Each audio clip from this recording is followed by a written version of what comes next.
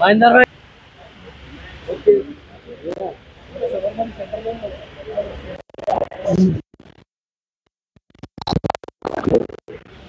Okay.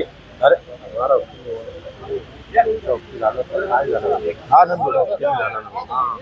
काय बोलणार sir? आज लोकनेते आमदार जयस्वाल साहेब खरंच लोकनेते आहेत, सामान्यांचे नेते आहेत. ते रात्रंदिवस लोकांकरता झटणारा माणूस, त्याचं नाव प्रदीपजी जयस्वाल.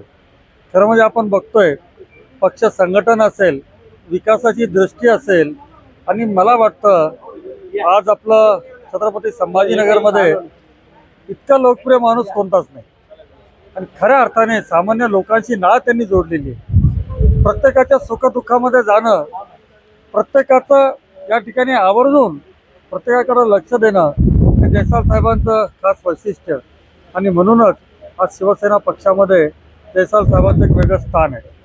हिंदू हृदय सम्राट शिवसेना प्रमुख बाळासाहेब ठाकरे साहेबांचं सुद्धा एक आवडते शिवसैनिक म्हणून त्यांची ओळख आहे. आणि आज चौथ्यांदा निवडून येणं सोपी गोष्ट नाही.